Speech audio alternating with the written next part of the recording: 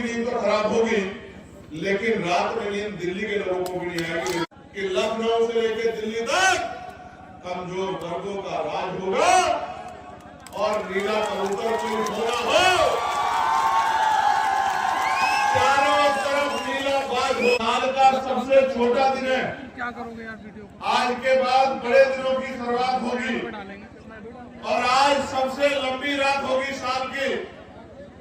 लेकिन मेरे साथियों, इस काली घनेरी रात से लंबी रात बहुत लंबे समय से हम कमजोर वर्गों के ऊपर मंडरा रहे। मैं इस महत्वपूर्ण अवसर पर बहुजन समाज में जन्मे सभी संतों, गुरुओं और महान पुरुषों को नमन करता हूं। और मैं बार बार कहता हूं कि नमन करने के पीछे मेरा उद्देश्य अगर कोई है तो वो भक्ति का नहीं है। वो उद्देश्य अगर है तो एकमात्र महापुरुषों के संघर्षों को याद रखने का अवसर है कि उनके संघर्ष को हम याद रखें और उनके संघर्षों में, उनके विचारों में, उनके रास्तों में चल के हम अपने महापुरुषों के अधूरे कार्यों को पूरा करें।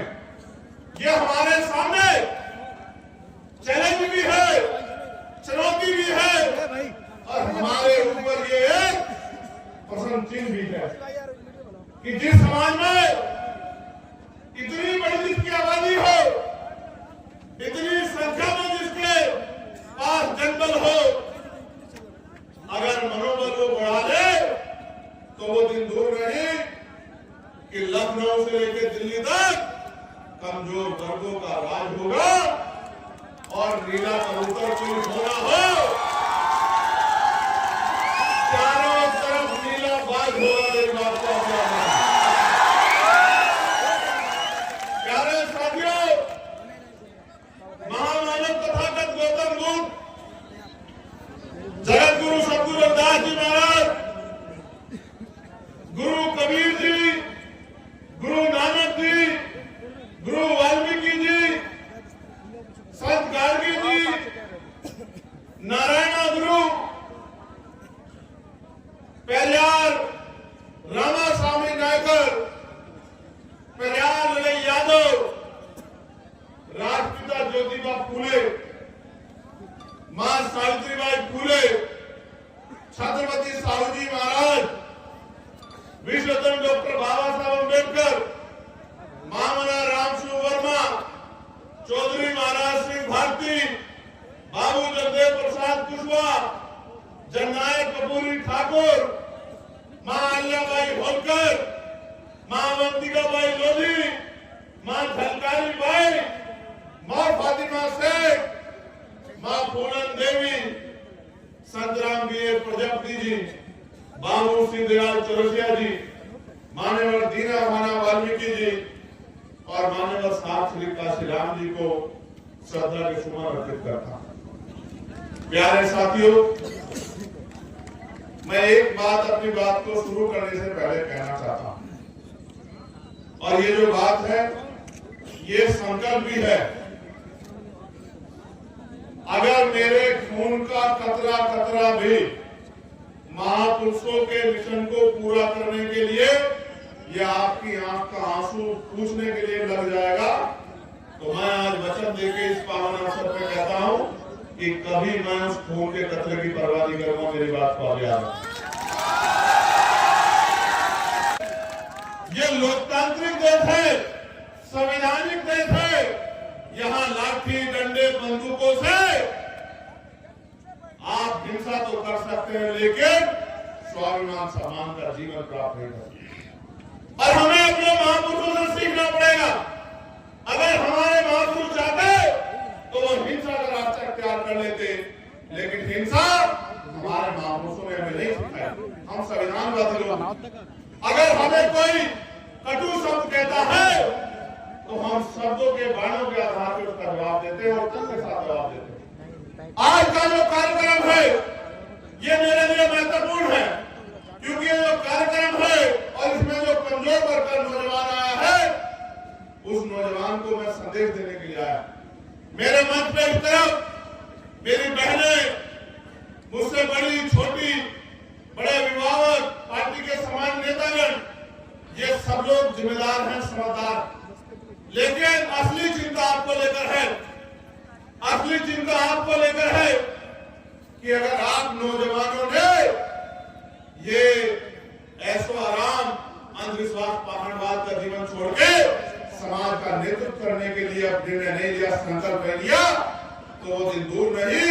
कि हम इस देश में पुनः गुलाम हो जाएंगे जिस तरह के आज हालात बनेंगे देश के अंदर। इसलिए मैं यहां से शुरू करूंगा, क्योंकि कार्यक्रम के संयोजक हमारा पाल समाज का परिवार है, जिनकी इच्छा थी कि मैं यहां आऊं, और आपने जो भाईचारा बनाकर संदेश देने का काम किया है, इससे शाम तक लखनऊ की नींद तो खराब होगी, लेकिन रात में नींद दिल्ली के लोगों को भी नहीं आएगी। मेरी बात प्यारे साथियों, कमजोर वर्ग में जो पिछड़ा वर्ग है, ये राजनीतिक भाईचारा नहीं है। मैं आज के नौजवानों को बता देना चाहता हूं कि देश में समता, समानता, बंधुत्व, भाईचारे का जो आंदोलन नायकों के रूप में चलाया है, आज की जाति व्यवस्था में मैं बस आपको बताना चाहता हूं, आप घर जाके चिंतन मनन करना कि मैंने जो बात आपसे कही वो क्यों कही और आपको करना क्या।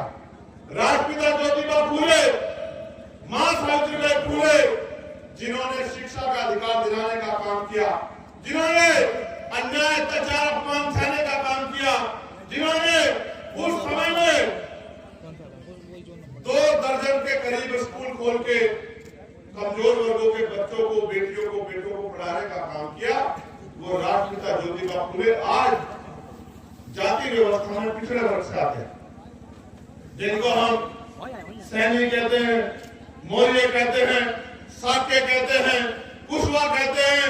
ये पूरा एक वंश है, और ये राष्ट्रपिता ज्योतिबा फूले हमारे लिए बाबा साहब अम्बेडकर से पहले हमारे नायक है, हमारे गुरु। उनके बाद आरक्षण के जो जनक हैं, जिन्होंने 1902 में आरक्षण पिछड़े वर्गों के लिए लागू किया, वो छत्रपति साहू जी महाराज, जिनको हम लोग पूर्वी मंच के रूप में जानते हैं, वो भी पिछड़े वर्ग के आज की जाति व्यवस्था में पिछड़े वर्ग में आते। उनके बाद जिन्होंने विश्वास पाखंडवाद पर चोट की, टीवी पेरियार, रामानायकर स्वामी, आज का जो हमारा बाल बघेल समाज है, वो इसी समाज के रूप में और हमारे नायक के रूप में चमक रहे हैं। पेरियार दलाई यादव, बाबू जगदेव प्रसाद कुशवाहा, जननायक कपूरी ठाकुर, ये सब महापुरुष जिन्होंने हमें संघर्ष करना सिखाया, सामाजिक न्याय सिखाया, ये पिछड़े वर्ग के लोग हैं। और आप जानते हैं, बाबा साहब अम्बेडकर ने 3 महापुरुषों को अपना गुरु माना। किनको? महामानव तथागत बुद्ध को, गुरु कबीर को, और जिनको देखा नहीं, क्योंकि बाबा साहब 1891 में अवतरण हुआ उनका, और 1990 में राष्ट्रपिता ज्योतिबा फूले यहाँ से परिनिर्वाण प्राप्त कर। जिनको देखा नहीं, उनके संघर्ष देश के आधार पर उन्होंने गुरु माना। तो जिनको बाबा साहब ने गुरु माना, वो हमारे गुरु हुए नहीं हुए? आप बताओ, दोनों हाथ में बताओ, हुए नहीं हुए? बहुत अच्छी बात। मैं बात आपको इसलिए कह रहा हूं कि ये पिछड़ा वर्ग जो है, ये हमारा परिवार है, और अपने परिवार के साथ हमें मिलजुल के रहना है। किसी भी कीमत पे हमारा भाईचारा कमजोर नहीं पड़ना चाहिए। इसलिए बात मैंने आपके सामने रखी, क्योंकि समाज जातियों में बटा हुआ है, समाज धर्मों में बटा हुआ है, और क्योंकि हम जाति व्यवस्था में जब पैदा होते हैं, तो मेरा चाचा भी मेरी जाति का, मेरा मामा भी मेरी जाति का, मेरी बुआ भी मेरी जाति की, मेरा फूफा भी मेरी जाति का, मेरा दादा भी मेरी जाति का, मेरी मौसी भी मेरी जाति की। ऐसे जाति व्यवस्था के मकर जाल में हम लोग पैदा होते हैं कि हम जाति को श्रेष्ठ मानते हैं। लेकिन इस देश का कड़वा सच ये है कि पहले वर्ण और फिर जातियां वो लोगों को कुचलने के लिए और ऊंच नीच की भावना को बढ़ाने के लिए देश में बनाएंगे। एक ही प्रक्रिया से पैदा हुआ बच्चा, जिसके माथे पे कुदरत ने कुछ नहीं लिख के भेजा, न जाति, न धर्म, न वंश, उसको इतने भागों में बांट के व्यवस्था ने इस देश में कमजोर वर्गों के लोगों को हाशिए में रखने का जो षड्यंत्र किया है, उससे हमें खबरदार होना पड़ेगा। इस देश में 2 ही विचारधारा है, एक जो मानवतावादी विचारधारा, जिसके पहरेदार हम लोग खड़े, जिसके पहरेदार आप लोग, जिसके पहरा देने के लिए आज इतनी बड़ी संख्या में आशीर्वाद देने के लिए मेरी मां बहनें आए हैं, और एक दूसरी विचारधारा जिसको हम गैर बराबरी पर आधारित बहुवादी विचारधारा कहते हैं, जो ऊंच नीच की बात करती है, जो छोटे बड़े की बात करती है, जो ऊंचे नीचे की बात करती है, जो वीर गरीब की बात करती है। इन दोनों विचारधारा में बहुत कम अंतर है। एक विचारधारा 4 एंटिटी की है, 4 है, वो आम वाला है। पहला है अंधविश्वास, जितना अंधविश्वास फैलेगा उतना मनुवादी व्यवस्था मजबूत हो। दूसरा है अन्याय, जितना अन्याय होगा उतना मनुवादी व्यवस्था मजबूत हो। तीसरा है असत्य, जितना असत्य फैलेगा, जितना झूठ फैलेगा उतना मनुवादी व्यवस्था मजबूत होगी। और चौथा है अज्ञान, जितना अज्ञानता फैलेगी, जितना भ्रम फैलेगा उतना ही मनुवादी व्यवस्था मजबूत होगी। और इसकी काट भी जो है वो 4 ही है। लोकतांत्रिक भारत में 4 इसकी काट है। अनुसूचित जाति, अनुसूचित जनजाति, अन्य पिछड़ा वर्ग और अल्पसंख्यक समाज, यानी कि SC, ST, OBC और माइनॉरिटी वर्ग के लोग अगर भाईचारा बना ले तो मैं लिख कर देता हूं। आज मैं गांव में जब गया हूं और मैं चैलेंज करके कह रहा हूं, इस क्षेत्र में पहली बार आया हूं, लेकिन अनुभव के आधार पर कह सकता हूं कि इस क्षेत्र में जितने गांव पड़े हैं वो दलित पिछड़े वर्ग के गांव हैं, क्योंकि उन घरों की हालात बताती है कि 75 साल बाद भी वो गांव सुख सुविधा और संपन्न नहीं हो पाए हैं। ये मैंने अपने आंखों से देखा। अगर कोई घर सामने सड़क पे घर बन गया है तो पलकता नहीं है, दरवाजे नहीं है, घर के आंगन में जो व्यवस्था है वो खुद बताती है कि इस परिवार का आदमी सुबह कमाने जाता है, तब शाम के टाइम बच्चों के पेट में रोटी और उनके लिए व्यवस्था होती है। ये किसकी देन है? क्या देश गरीब है? नहीं, मैं लोकसभा का सदस्य हूं, मैं लोकसभा में बैठकर हर एक चीज पे ध्यान देता हूं। देश गरीब नहीं है,